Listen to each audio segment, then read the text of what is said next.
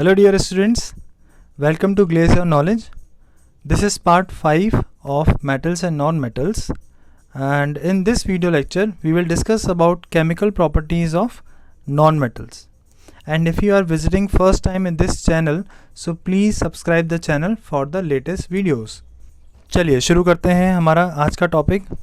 देखिए, इसके पहले जो हमने टॉपिक पढ़ा है वो था physical properties of non metals, और अगर आपने अभी तक के नहीं देखा है तो इस वीडियो में ऊपर आई बटन है, वहाँ पर जाके आप क्लिक करें और पहले उसको देखिए।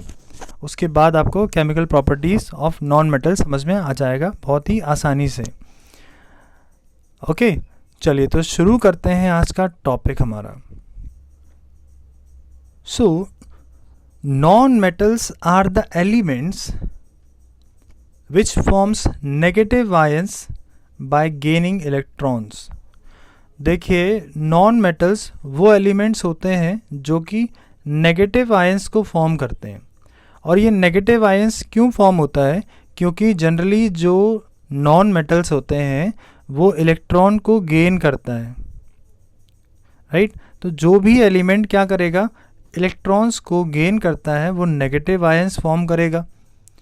तो जितने भी नॉन मेटल्स होते हैं उनमें ये प्रॉपर्टी देखने को मिलती है, इसीलिए नॉन मेटल्स को इलेक्ट्रोनेगेटिव एलिमेंट्स भी कहा जाता है। ओके, आई होप आप समझ गए होंगे। तो लेट अस सपोज, मान लीजिए कि ऑक्सीजन है।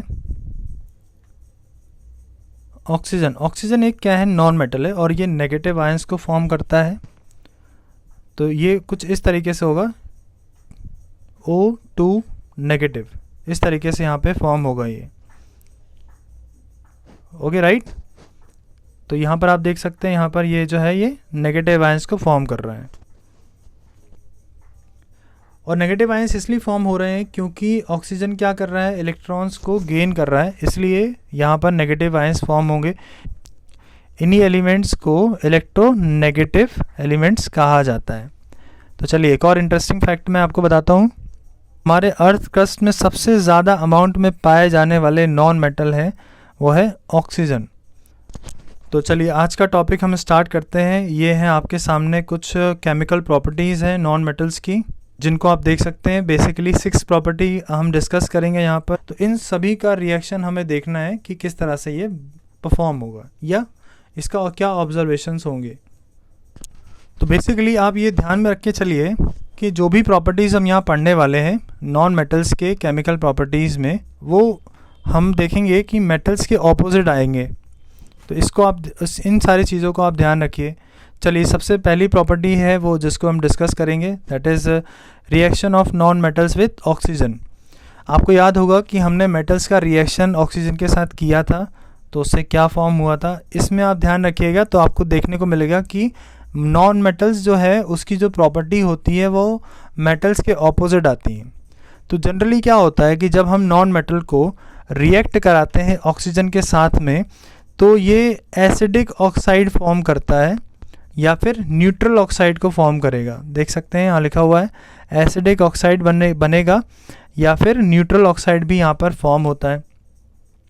और क्योंकि ये नॉन मेटल है, ऑक्साइड है, इसलिए ये एसिडिक नेचर का होगा, जो कि अभी हमने बता दिया एसिडिक ऑक्साइड है। तो इसका जो सोल्यूशन होगा, it turns blue litmus to red. तो देखा आपने, जस्ट अपोजिट है मेटल का, उसमें बेसिक ऑक्साइड बनते थे, इसमें क्या होगा, एसिडिक ऑक्साइड बनेगा।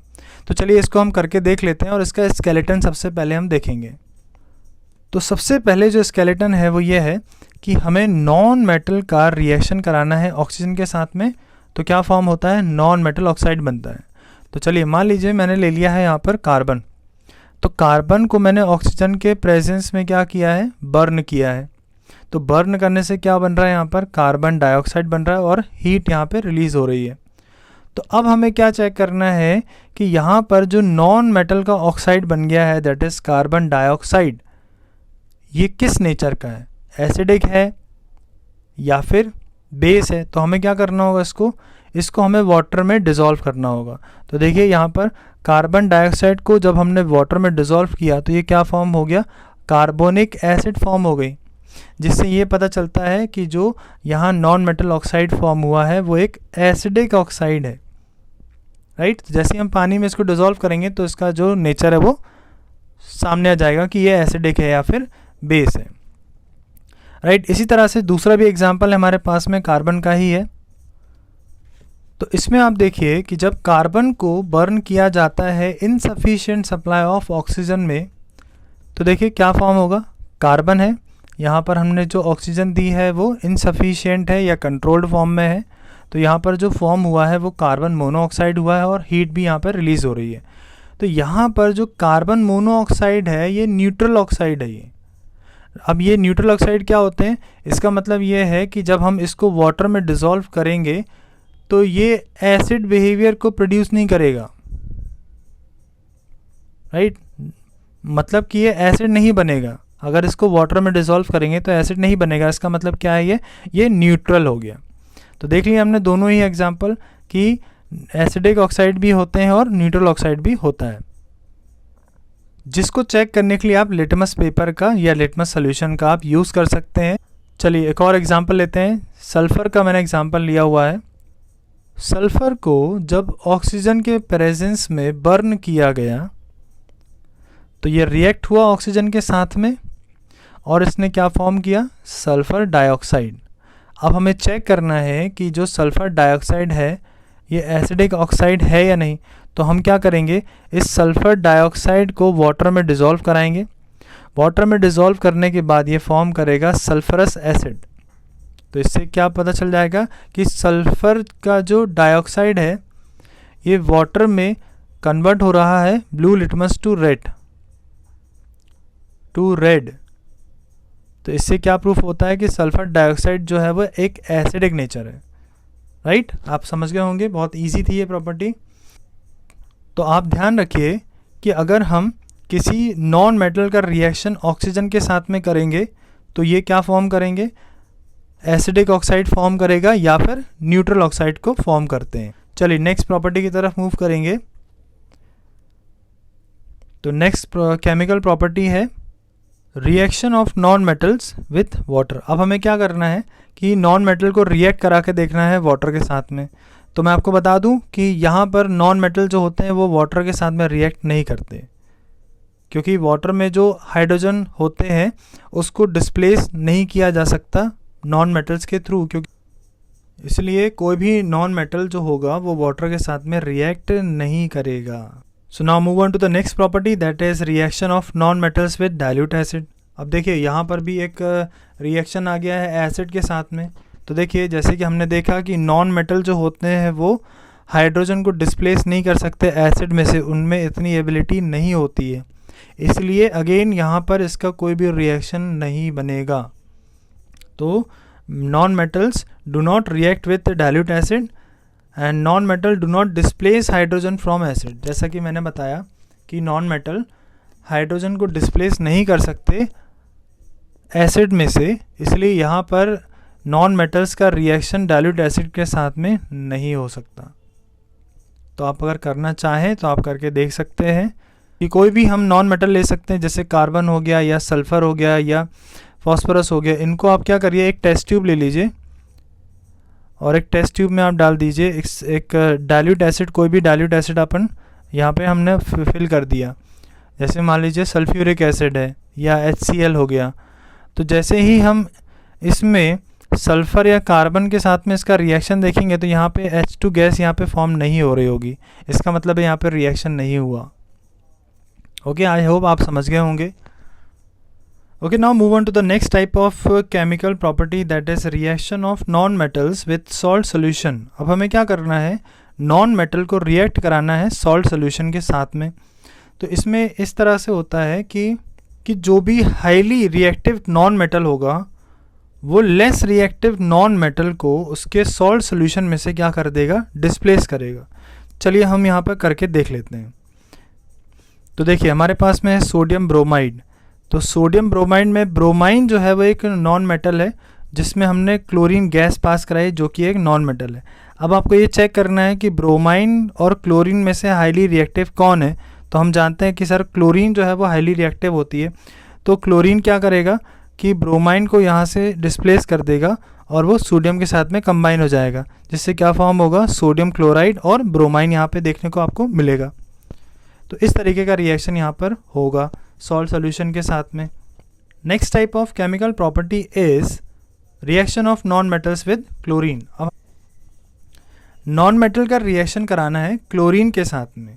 तो देखिए, जब भी कोई भी नॉन मेटल क्लोरीन के साथ में रिएक्ट होगा तो वो कोवेलेंट क्लोराइड फॉर्म करेगा, जो कि एक नॉन इलेक्ट्रोलाइट्स होते हैं, जिसका मतलब होता है कि ये इलेक्ट्रिसिटी को कंडक्ट नहीं कर सकते।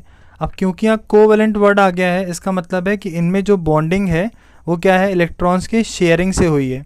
तो शेयरिंग जब भी होगी तो यहाँ पर आयंस फ्री नहीं होते हैं, जिससे कि इलेक्ट्रिसिटी को कंडक्ट किया जा सके।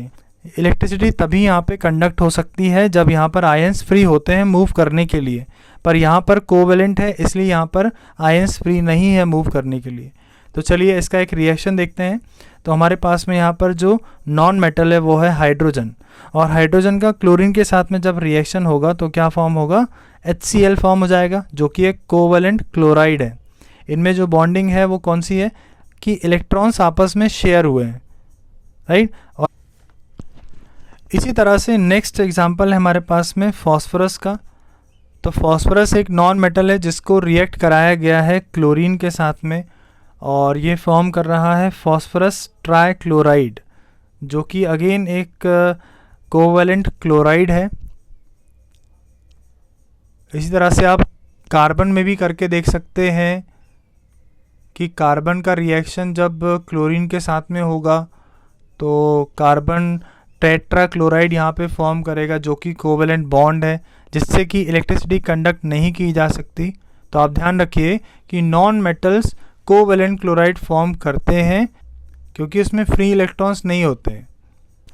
And the last type of chemical property of non metal that is कि हमें अब रिएक्शन करा के देखना है नॉन मेटल का हाइड्रोजन के साथ में।